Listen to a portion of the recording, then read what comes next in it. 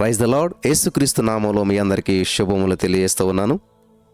ఈరోజు మనం ధ్యానం చేసుకోబోతున్నటువంటి అంశం యేసుక్రీస్తు ప్రభువారు ప్రార్థనా జీవితంలో 8 సందర్భాల గురించి ఈరోజు మనం ధ్యానం చేసుకోబోతున్నాం. యేసుక్రీస్తు ప్రభువారి యొక్క ప్రార్థనా జీవితం మనందరికీ మంచి మాదిరి. యేసయ్యే మనకు మాదిరి. హల్లెలూయా.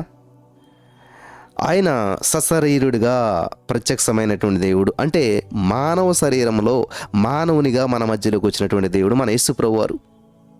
ఆయన దేవుని కుమారుడు అనబడ్డాడు. ఆత్మస్వరూపమైనటువంటి తండ్రిని ప్రార్థించడం ద్వారా మనకు ప్రార్థన నేర్పించాడు. ఆయన ప్రార్థనా జీవితం మనం పరిశీలన చేసినట్లయితే, యేసుక్రీస్తు ప్రభువారి యొక్క ప్రార్థనా జీవితాన్ని పరిశీలన చేసినట్లయితే చాలా అద్భుతమైనటువంటి విషయాలు మనకి బయలుపరచబడతాయి. కానీ ఈరోజు ఒక 8 అంశాలను మనం చాలా ప్రాముఖ్యంగా మనం నేర్చుకోబోతున్నాం. హల్లెలూయా. అన్నిటికంటే ముఖ్యం యేసుక్రీస్తు ప్రభువారిలో మనం నేర్చుకోవాల్సినటువంటిది ఏంటంటే ఉదయకాల ప్రార్థనా ధ్యానము, ఉదయకాల ధ్యానము. హల్లెలూయా. బైబిల్ గ్రంథంలో మనం చూసినట్లయితే యేసుక్రీస్తు ప్రభువారు నూతన నిబంధనలో మనకు ఉంచినటువంటి గొప్ప మాదిరి ఏంటంటే ఉదయకాల ప్రార్థన. మార్కు సువార్త 1:35 మనం చదివినట్లయితే, ఆయన పెందల కాడనే లేచి ఇంకనూ చాలా చీకటి ఉండగానే బయలుదేరి అరణ్య ప్రదేశానికి వెళ్ళి అక్కడ ప్రార్థన చేయుచూ ఉండెను. ప్రార్థన చేశారు అని ఒక్కసారి గురించి చెప్పట్లేదు, ఇక్కడ చేస్తూ ఉండెను. కంటిన్యూస్ టెన్స్, అంటే ఆయన చేస్తూనే ఉన్నాడు. In the name of Jesus. ఏదో ఒకసారి చేసి ఆగిపోలేదు, ఆయన ప్రార్థన చేస్తూనే ఉన్నాడు. హల్లెలూయా. దేవునికి స్తోత్రం కలుగును గాక. అంటే ఒకసారి ఒక పని చేస్తే చేసేసారని చెప్తాం, కానీ దేవుడు కంటిన్యూస్గా చేస్తూ ఉన్నాడు. ఆయన భూమి మీద ఉన్నంత కాలం, భూలోక రాజ్యంలో జీవించినంత కాలం, మానవునిగా ఉన్నంత కాలం ఇది కంటిన్యూ చేశాడు, కొనసాగించాడు అని అర్థం అన్నమాట. కాబట్టి యేసుక్రీస్తు ప్రభువారి యొక్క ప్రార్థనా జీవితంలో మనం చూసినట్లయితే ఇది చాలా అద్భుతమైన సందర్భం. ఎర్లీ మార్నింగ్ లేచి ప్రార్థించడం అనేటువంటిది చాలా ప్రాముఖ్యమైన విషయం. ఎవరైతే ఎర్లీ మార్నింగ్ చీకటితోటే మంచాన్ని మొత్తిని జయిస్తారో వారు ఆ రోజులో ఖచ్చితంగా మరి గొప్ప విజయాన్ని చూడగలుగుతారు. మనిషి మొదటి విజయం అక్కడే ప్రారంభించబడుతుంది. మనిషి మొదటి విజయం మంచాన్ని మొత్తిని జయించడంలోనే ఉంటుందన్నమాట. కాబట్టి ఇది చాలా ప్రాముఖ్యమైన విషయం, చాలా గొప్ప విషయం అన్నమాట. అది ఆ సమయం అనేటువంటిది చాలా మరి విలువైనటువంటిది. బైబిల్ గ్రంథంలో అద్భుతాలన్నీ కూడా అదే సమయంలో జరుగుతూ వచ్చినాయి. కాబట్టి ఈరోజు నీ మాటలు వింటున్న ప్రియులారా, యేసుక్రీస్తు ప్రభువారి యొక్క ప్రార్థనా జీవితంలో గొప్ప సందర్భం ఏంటంటే ఈ యొక్క సందర్భం చాలా ప్రాముఖ్యమైనటువంటిది. ఆయన పెందల కాడని లేచి in the name of Jesus. ఈ మాట వినిచిన ప్రతి వారు కూడా ఇంతవరకు లేస్తే ఇక ముందు కూడా లేస్తూనే ఉందిరుగాక. ఒకవేళ ఇంతవరకు లేవలేనటువంటి వారుగా ఉన్నట్లయితే ఇక నుంచి పెందల కాడ లేచి దేవుని సందులో ఉండడానికి పరిశుద్ధాత్మ దేవుడు సహాయం చేసి నడిపించి బలపరచును గాక. ఆమేన్. హల్లెలూయా. దేవునికి స్తోత్రం కలుగును గాక. పెందలగాడని లేచి ఇంకా చాలా చీకటి ఉండగానే బయలుదేరి అరణ్య ప్రదేశానికి వెళ్ళి అక్కడ ప్రార్థన చేశాడంట. అరణ్య ప్రదేశానికి వెళ్ళి అక్కడ ప్రార్థన చేశాడు. In the name of Jesus. ఏ సమయంలోనూ చీకటి, ఎర్లీ మార్నింగ్ చీకటితోటే. చాలా చీకటి ఎప్పుడు ఉంటుంది? సూర్యోదయం ఎప్పుడు అవుతుంది? 5 గంటల కంటే, ప్రియులు గమనించాలి, సూర్యోదయం ఎప్పుడు కూడా ఆల్మోస్ట్ 6-5 ఆ టైంలో అయిపోతుంది. సమ్మర్లో అయితే 5 గంటలకే సూర్యోదయం అయిపోతుంటుంది సమ్మర్లో. అంటే ఖచ్చితంగా ఇక్కడ చీకటి అంటే ఎప్పుడు ఉంటుంది? 5 గంటల కంటే ముందే ఉంటుంది. 3 గంటలకి, 4 గంటలకి, 5 గంటల లోపులోను అప్పుడే ఉంటుంది. అంటే దేవుడు ఎప్పుడు ప్రార్థన చేస్తుంటాడు ఈ లెక్కని? 3, 4, 5 ఈ మధ్యలోనే 3:30, 4, 5 ఆ మధ్యలోనే ప్రార్థన చేసి పెందరగడ్డ లేచి చాలా చీకటి ఉండగానే బయలుదేరి అరణ్య ప్రదేశానికి వెళ్ళి అక్కడ ప్రార్థన చేస్తూ ఉన్నాడు. అంటే ఈ సందర్భం చాలా విలువైనటువంటిది. నెంబర్ 1. నెంబర్ 2, రెండవ సందర్భం మనం చూసినట్లయితే మార్కు సువార్త 6:46-47 చూసినట్లయితే, ఆయన వారికి వీడుకోలుపి ప్రార్థన చేయుటకు కొండకు వెళ్ళెను. సాయంకాలమైనప్పుడు ఆ ధోని సముద్రపు మధ్య నుండెను. ఆయన ఒంటరిగా మరి మెట్ట నుండెను. గమనించాలి, ఇది సాయంకాల ప్రార్థన తెలియజేస్తోంది. యేసుక్రీస్తు ప్రభువారికి చీకటితో లేచి ప్రార్థించే అనుభవం ఉన్నది. యేసుక్రీస్తు ప్రభువారు చీకటితో లేచి ప్రార్థించేటువంటి అనుభవంలో కూడా ఉన్నాడు. వింటున్నారా? యేసుక్రీస్తు ప్రభువారు చీకటితో లేచి ప్రార్థన చేసినట్టు అనుభవాలు మనం చూస్తూ ఉన్నాం. అలాగే సాయంకాల ప్రార్థన. సాయంకాలం అంటే ఎప్పుడు? అందరికీ బోధించాడు, అలసిపోయాడు, పరిచర్య చేశాడు, రెస్ట్ తీసుకోవాలి. కానీ దేవుడు రెస్ట్ తీసుకోవట్లేదు. శిష్యులను అద్దరికి వెళ్దారని చెప్పి శిష్యులను పంపించేశాడు, ప్రజలను పంపించేశాడు. అద్భుతాలు పొందుకొని వచ్చినటువంటి వారు, ప్రార్థించడానికి వచ్చినటువంటి వారు ప్రజలందరినీ పంపించేశాడు, శిష్యులను పంపించేశాడు. ఆయన ఒంటరిగా, ఆయన ఒక్కడే కొండకు వెళ్ళి ప్రార్థన చేస్తున్నాడు. కొండెక్కాడు, లోయలో ప్రసంగం చేశాడు, లోయలో ప్రజల్ని మరి విశ్వాసంలో బలపరిచాడు. ఆయన కొండ ఎక్కి ప్రార్థన చేస్తూ ఉన్నాడు. In the name of Jesus ఆయన కొండెక్కి ప్రార్థన చేస్తూ ఉన్నాడు. హల్లెలూయా, దేవునికి స్తోత్రం కలుగును గాక. కొండెక్కి ప్రార్థన చేస్తున్నాడు. ఆయన కొండెక్కి ప్రార్థన చేస్తూ ఉన్నాడు.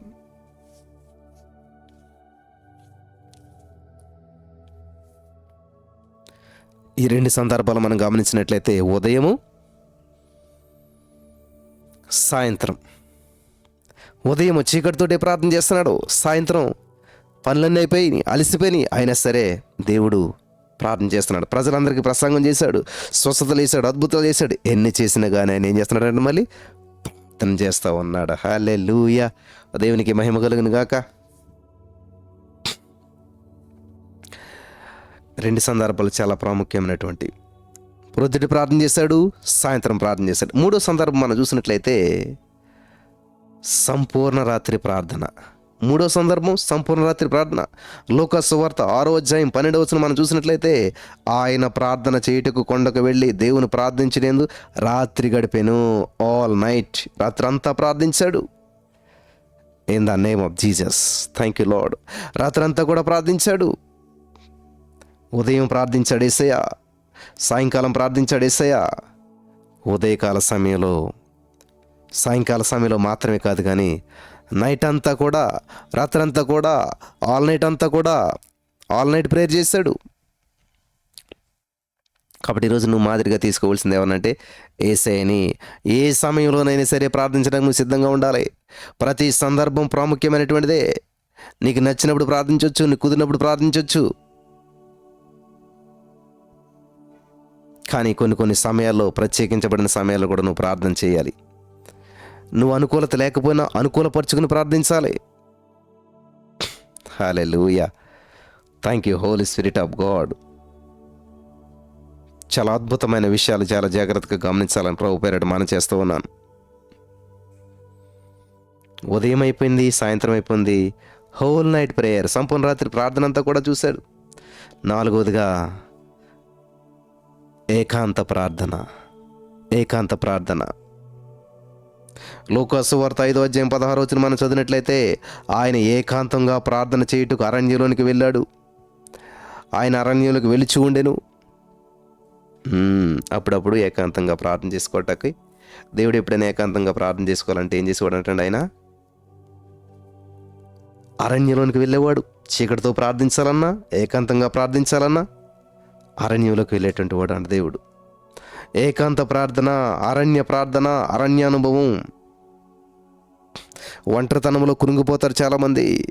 ఆయన ఏకాంతంగా ప్రార్థన చేయడానికి వెళ్ళాడు. ఒంటరితనంలో దేవునితో గడపడానికి వెళ్ళాడు. ఒంటరిగా దేవునితో గడపడానికి వెళ్ళాడు. కాబట్టి ఈరోజు నీ మాటలు విన్న ప్రియులారా, యేసుక్రీస్తు నామంలో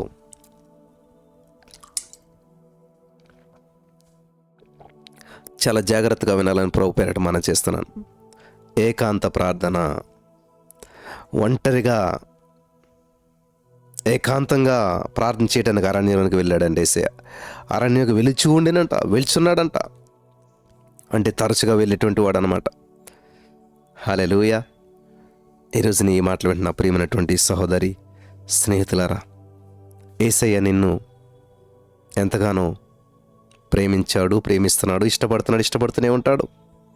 ఈ యొక్క సత్యాన్ని గ్రహించిన రోజున అద్భుతమైన ఫలితాలను స్వతంత్రించుకోగలుగుతావు. హల్లెలూయా, హల్లెలూయా.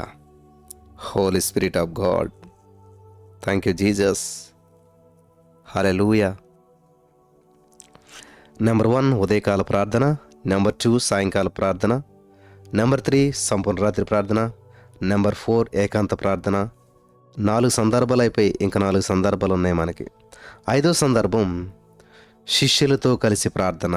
లూకా సువార్త 9వ అధ్యాయం 18వ వచనం మనం చూసినట్లయితే అక్కడ దేవుని వాక్యం సెలవిస్తుందంటే, ఒకప్పుడు ఆయన ఒంటరిగా ప్రార్థన చేయించు ఉండగా ఆయన శిష్యులు ఆయన యొద్దకు వచ్చిరి.